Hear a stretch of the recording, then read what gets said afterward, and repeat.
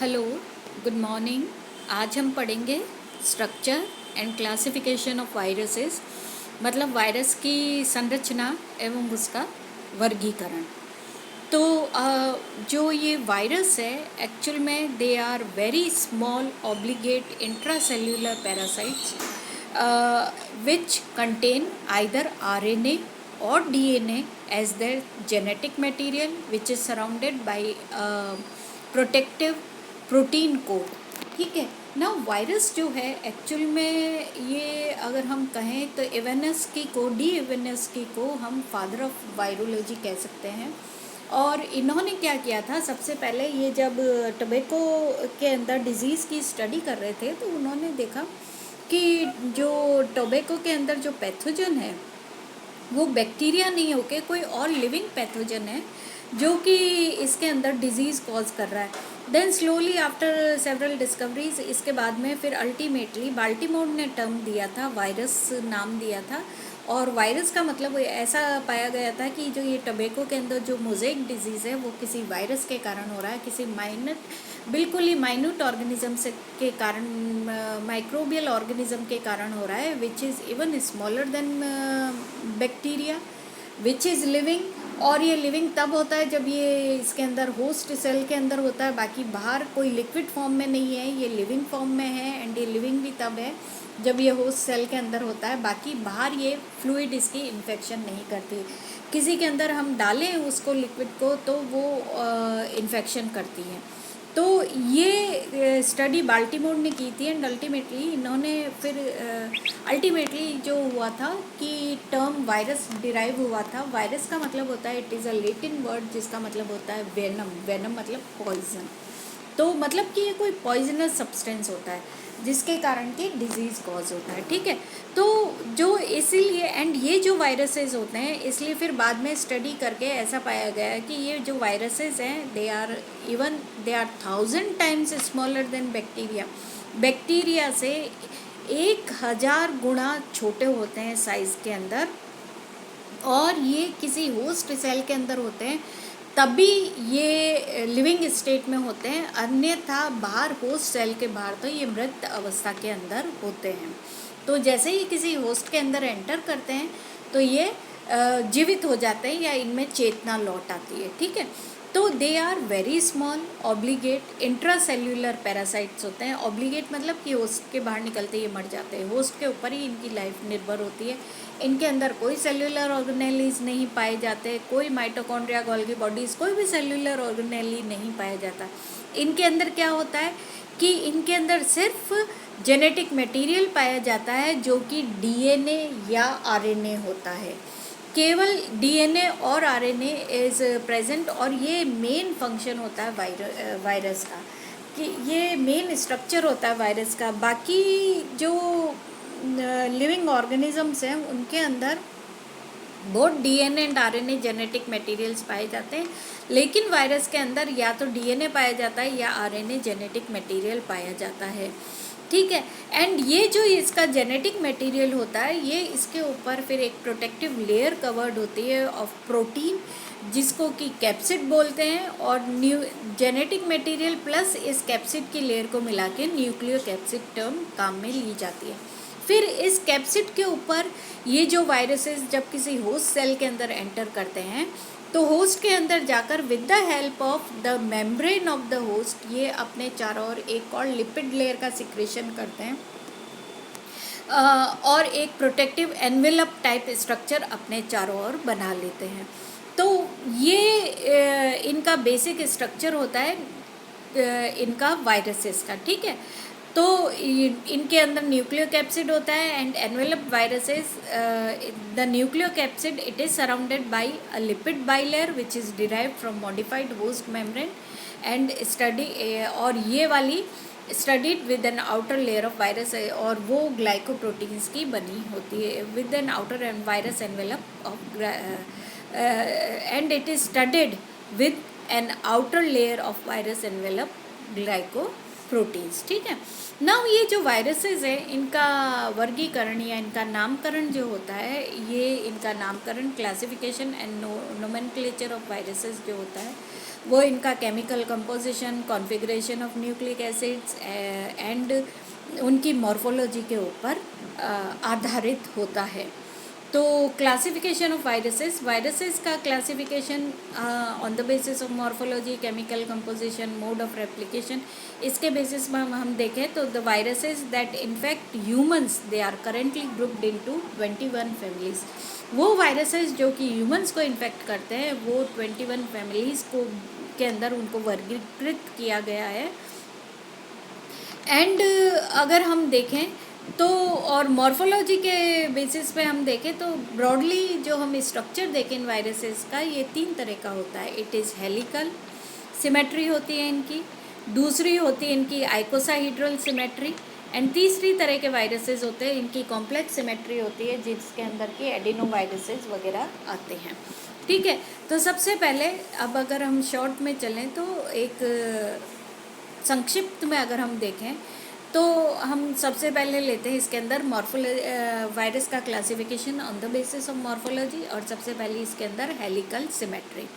तो in the replication of viruses with helical symmetry, इनके अंदर क्या होता है, इन वायरसेस के अंदर जो प्रोटीन कैप्सिड होता है वो it is in the form of helix या स्पाइरली कॉइल्ड होता है न्यूक्लिक एसिड के चारों ओर। It follow and helical array surrounding nucleic acid which follows a similar spiral path, और न्यूक्लिक एसिड भी फिर स्पाइरल पाथ के अंदर ही अरेंज्ड होता है इन वायरसेस के अंदर।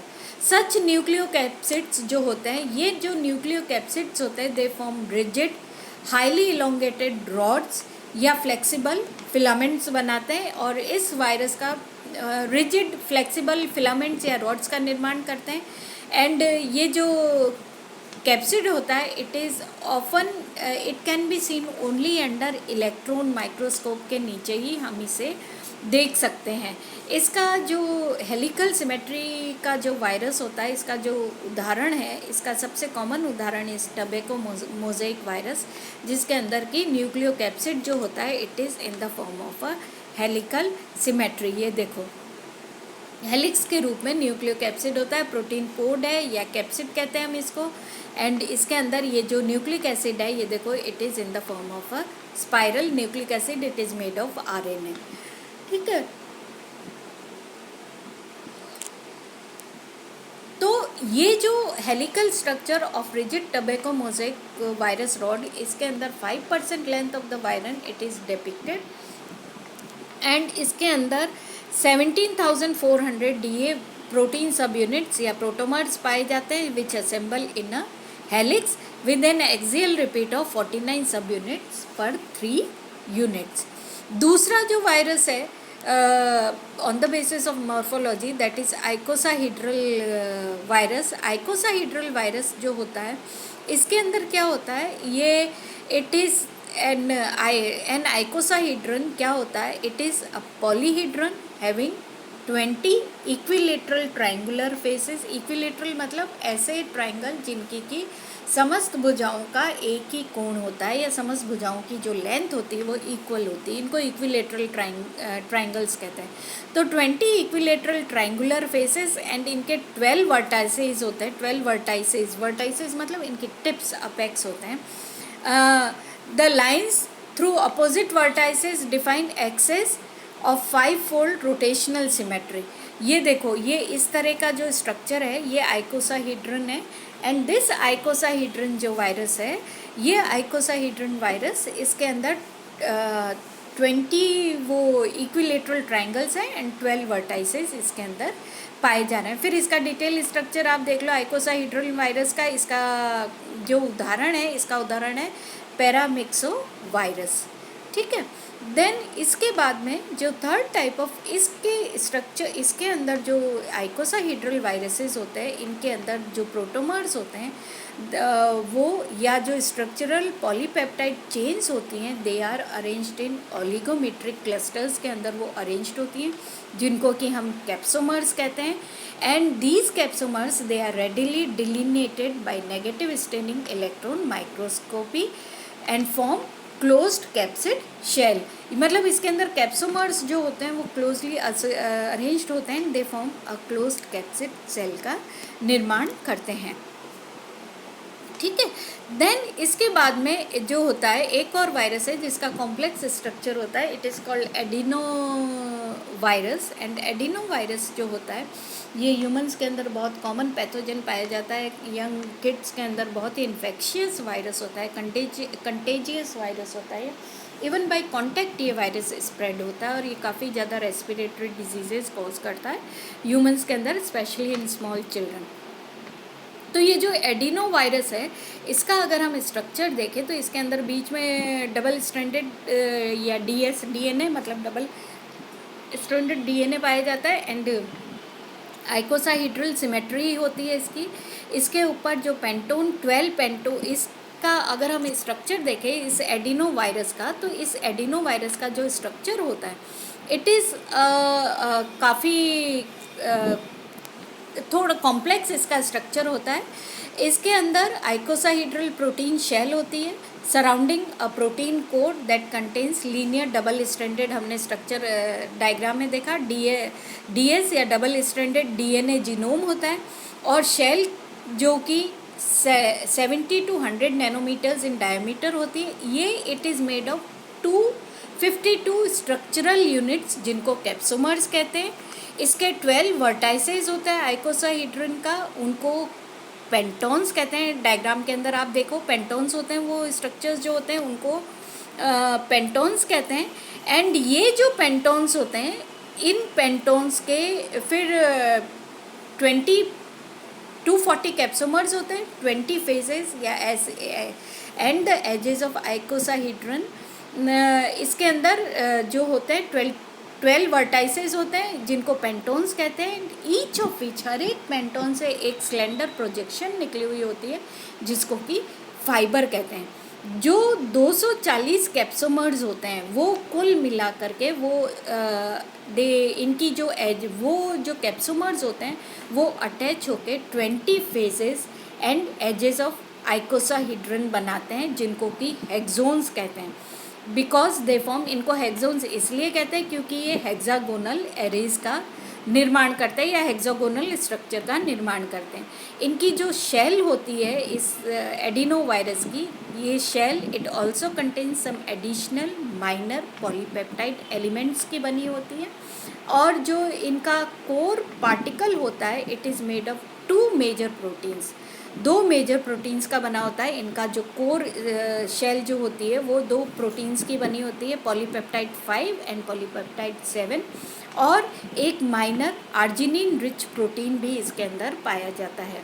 These proteins they are covalently attach to 5' end of the, और ये सारे के सारे प्रोटीन्स जो होते हैं वो डीएनए के 5' एंड के ऊपर अटैच्ड होते हैं।